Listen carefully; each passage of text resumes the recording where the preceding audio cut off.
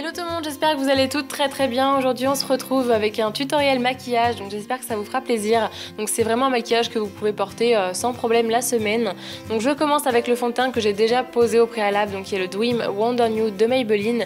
J'applique ma base et c'est parti. On commence avec le fard Naked 2 de la Naked Basic que je viens poser assez grossièrement sur toute la paupière mobile et immobile.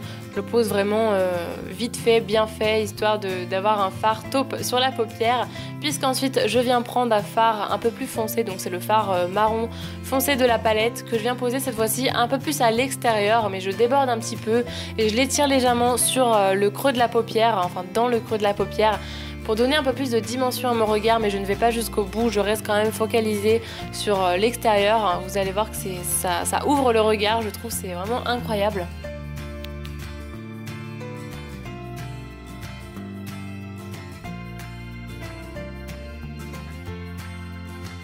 Donc j'estompe vraiment bien le fard et puis si je vois que ce n'est pas assez intense de la même manière des deux côtés, je n'hésite pas à en rajouter un petit peu. Là en l'occurrence je le remettais un petit peu à gauche, je trouve ça plus joli étant donné que c'était un petit peu moins foncé. Et du coup je vais venir prendre un fard blanc cassé, un petit peu crème que je viens poser sous mon sourcil et qui m'aide à estomper en fait le fard que je viens de poser. Je prends un fard doré, donc là en l'occurrence celui de la Chocolate Bear de chez Too Faced, et je viens le poser au centre de ma paupière mobile. Je viens le poser en tapotant et en l'étirant un petit peu, mais je reste vraiment focalisée sur le centre parce que je veux quelque chose de très lumineux. C'est un fard que j'aime vraiment beaucoup, je le trouve très pigmenté et surtout quand vous tapotez, les pigments vraiment restent et du coup vous avez une couleur qui est très intense. Donc n'hésitez pas quand vous voulez avoir une couleur un peu plus intense à tapoter votre fard et non pas à l'étirer vraiment tout le long de votre paupière. C'est beaucoup plus joli comme ça quand on veut quelque chose de très pigmenté. Et donc je fais pareil évidemment des deux côtés.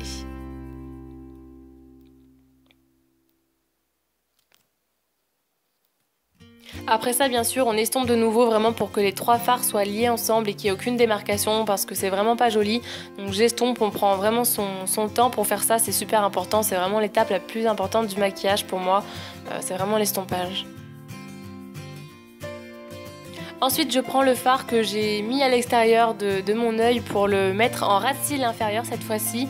Je trouve ça joli de faire de son ras de cils, je trouve que ça termine un petit peu le maquillage et c'est vraiment plus joli. Donc pareil là cette fois-ci je le pose tout en l'estompant parce qu'encore une fois ici même quand c'est pas estompé ça fait trop gros paquet je trouve et c'est pas super joli, donc on estompe en le posant, c'est super important. Et là je prends un fard pêche satiné, pas irisé puisque c'est déjà très irisé sur la paupière, mais plutôt satiné pour que ça soit quand même lumineux à cet endroit là, j'aime beaucoup quand c'est lumineux.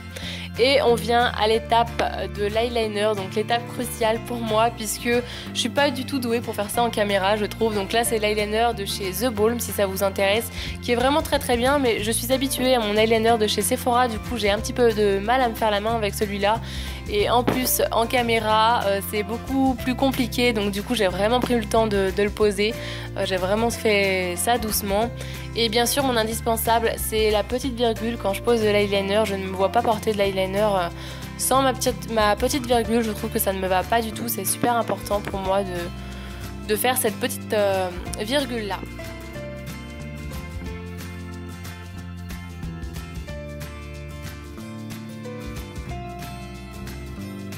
Donc je vous ai dit que je prenais mon temps, donc c'est vraiment le cas. Et après ça, je viens prendre mon mascara The Rocket Volume de chez Maybelline, qui est un de mes mascaras préférés, vraiment pour le prix. Je le trouve vraiment génial, il recouvre très bien les cils, il est très intense, il les allonge super bien. Donc c'est un très bon mascara que je vous recommande si vous ne l'avez pas encore testé. Et donc c'est vraiment l'étape la plus importante je crois, le mascara. Même quand je ne me maquille pas, je mets au moins du mascara. On ne peut pas se maquiller pour moi sans se mettre du mascara, c'est pas joli je trouve. Et après ça du coup on passe à l'anti-cerne. Donc là c'est l'anti-cerne de chez Urban Decay, le Naked, que je vous ai présenté dans mes favoris du mois de février. Si vous êtes comme moi, que vous avez des cernes assez prononcées, assez colorées même, et qui vous dérangent un petit peu, n'hésitez pas à tester cet anti-cerne là, il est vraiment génial, il a une couvrance au top, il est très lumineux je trouve, il illumine vraiment bien le dessous de l'œil en camouflant la cerne, donc ça c'est vraiment génial. Je trouve qu'il a une couvrance qui est parfaite et je vous le recommande vraiment si vous avez des cernes comme les miennes. Là on les voyait pas trop vu que j'avais déjà appliqué un petit peu de fond de teint, donc ça les avait camouflés, mais il est vraiment génial.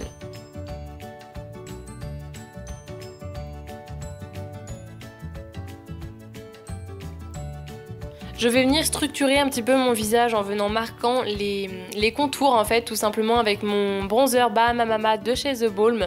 Même si je le fais légèrement, j'aime bien le faire quand même quasiment tous les jours. Je trouve ça plus joli, c'est quelque chose que j'aime beaucoup, le contouring. Je trouve ça vraiment super beau, donc du coup c'est vrai que même si je le fais assez légèrement, j'aime bien le faire régulièrement.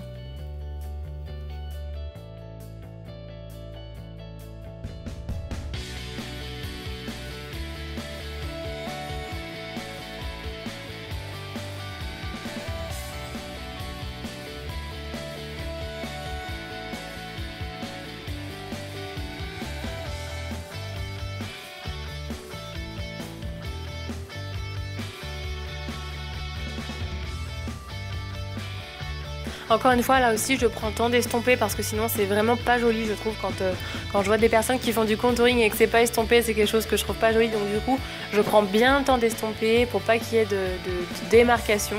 Et là, je prends mon blush Harmony de chez MAC et je fais cette tête-là parce qu'il m'en reste plus beaucoup, comme vous pouvez voir. C'est un blush que j'aime énormément et pour rester dans les teintes marron, un petit peu bronze, je trouve que ça va bien avec ce maquillage. C'était un de mes tout premiers blush MAC, si je dis pas de bêtises, d'ailleurs je crois que c'était le premier et ça se voit puisqu'il en reste vraiment pas beaucoup du tout, je viens vraiment à la fin là.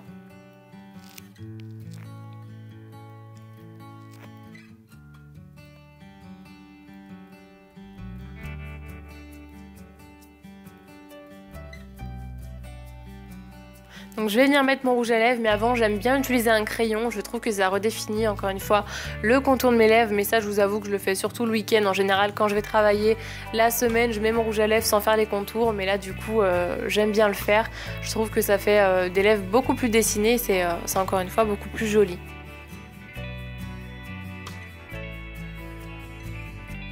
N'hésitez pas d'ailleurs à remplir vos lèvres si vos rouges à lèvres ne tiennent pas assez longtemps. Vous verrez que votre rouge à lèvres adhérera encore plus et du coup tiendra beaucoup plus longtemps comme ça. N'hésitez pas à essayer. Et là je pose donc le rouge à lèvres Please Me de chez MAC qui est un de mes rouges à lèvres favoris que j'aime vraiment beaucoup. Et je trouve que ça va bien avec ces teintes là de fard à paupières. Et ensuite je viens appliquer mon highlighter donc qui vient de chez MAC. Je ne me rappelle plus de son nom, je vous le mettrai juste en bas, mais j'aime vraiment beaucoup cet highlighter là, il est encore une fois dans les teintes un petit peu bronze.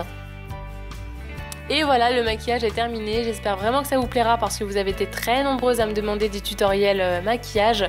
Je vous fais plein de gros bisous et je vous dis à très bientôt.